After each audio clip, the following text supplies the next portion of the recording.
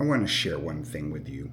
And this is in response to a beautiful post that one of my heroes, Charles Eisenstein, made on his feed. And he was talking about forgiveness and that if we want to find peace in the world, we're going to have to employ way, way, way, way more forgiveness.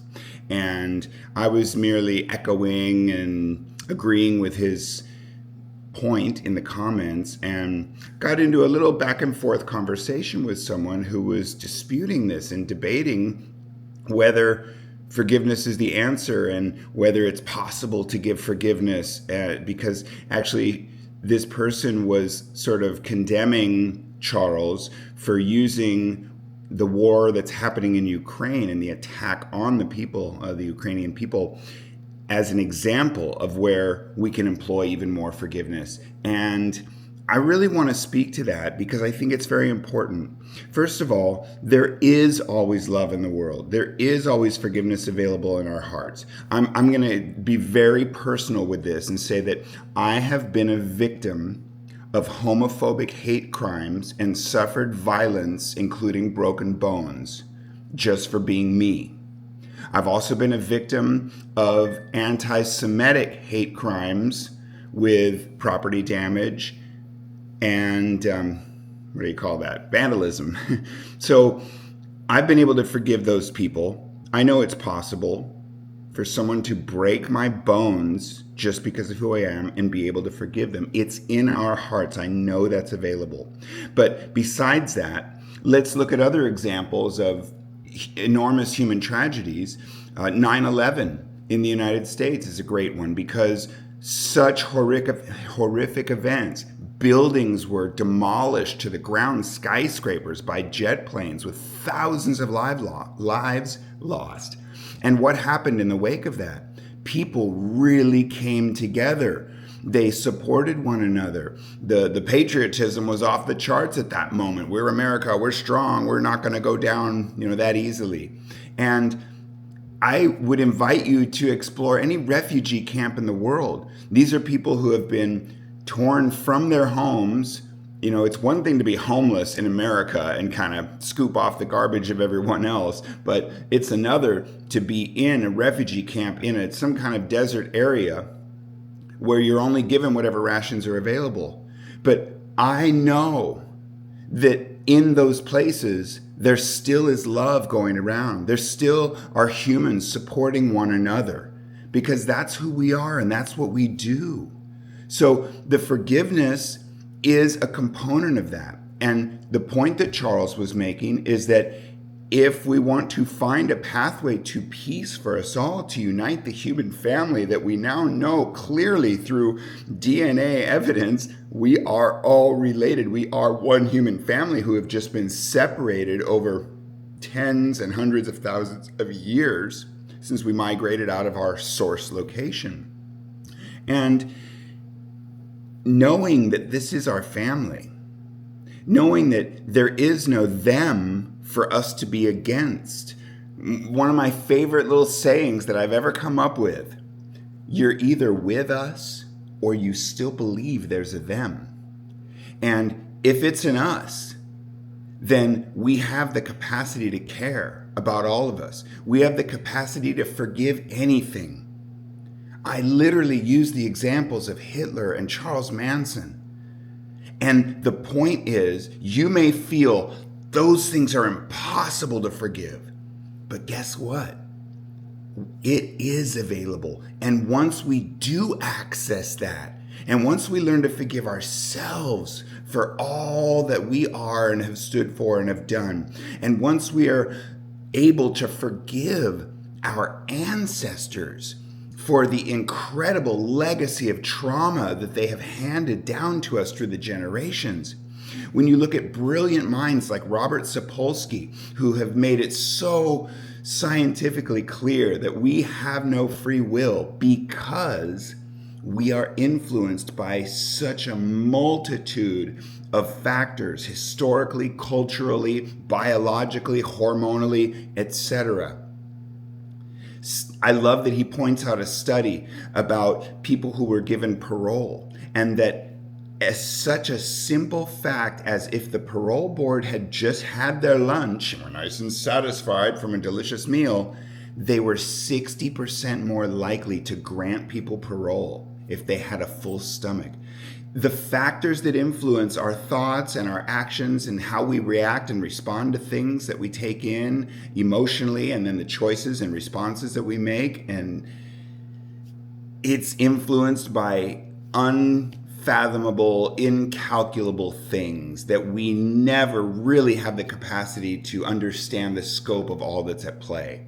So my wish for us all is that we simply become seekers, that we seek to find the love that is deep in our hearts at all time, because to be human is to love. It is so literally our nature. So I invite you to consider how much of that love, how much of that forgiveness, how many massive atrocities we would have to overcome our resentment for and find forgiveness for and find love for the perpetrators that we're going to have to cultivate if we want to bring that peaceful world about, where our human family is simply nurturing one another, taking care of ourselves physically and emotionally to the extent of our abilities, and supporting one another in doing so, that we can then turn that outward, put on your mask before helping others, in other words, and then we can turn it outward and nurture and support one another. And we do this through compassion and empathy and understanding. And when we seek to understand and we seek to find the love, forgiveness, and compassion in our own hearts, we will find things we never expected,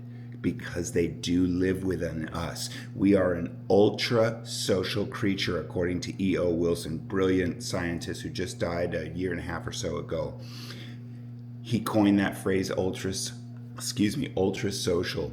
And there are only about 19 creatures on Earth that he classified in this way. And we are absolutely the biggest, most obvious, most personal one for ourselves. We live with multiple generations. Do you love your grandmother? Do you love your grandchildren? Of course you do. And even if your grandparent was some kind of monster, you could find it in your heart to forgive whatever deeds they've done, so that you could then live in peace and be then in a position to pass that love on. And that's the secret powers of love that I'm talking about, that I'm preaching, that I'm aware of, embody, embrace, and would love to share with you. I've made my share of mistakes. I'm far from perfect. I've done things I regret. I've done things that I might even say I'm ashamed of doing.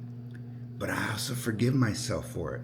And I'm also constantly seeking ways to find more peace within, find more emotional control and emotional intelligence, so that I can stop when I take something in that feels triggering.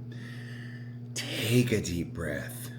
Allow the emotions to subside, and then make a choice about what I want to offer in response. Sometimes in life we feel very, very stuck in situations, and those are the times when it's the hardest to behave in a way that's responsible and reflective of the love that we are. And I've been guilty of that myself for sure. And all I ask of myself is to forgive those times when I have been weak, and that I recommit to embracing the secret powers of love that are available to me. They live inside of us all the time. Charles Eisenstein is doing a brilliant, beautiful, wonderful job inspiring us and giving this gift of humanity to all of us. And he has the liberty and freedom to use whatever example comes to his mind in the moment. Often what you're seeing with his posts are clips from interviews. These are him speaking off the cuff when confronted with questions and conversations. They aren't premeditated. I'm going to decide exactly the most effective thing to say, just like this is not now. So we're going to be in the moment and allowing the space for people like us who only want to share what we feel is the most valuable, best thing for all of us. The more we can give a little leniency to people who are putting ourselves out there, the more opportunity we have to receive those beautiful messages, heartfelt that they are, inspiring us to live up to our true nature as ultra social, recognize we are one human family, and be able to nurture our own, which means all of us, no matter where we're from, no matter what we look like, no matter what we stand for, no matter what deeds we have done. We live in an extremely divided world right now. So divided, we call it polarized. We're at polar opposite ends of the spectrum, and we're in constant conflict. That's never going to be a solution for finding a way through to care for one another. It's hard to care for ourselves when we're so resentful of the perceived other.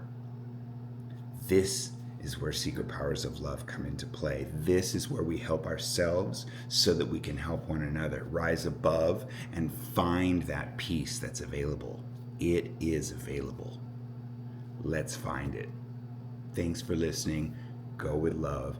I love you, and you are worthy and valid and beautiful, and you have so much to offer, likely much more than you recognize or believe. Seek and ye shall find.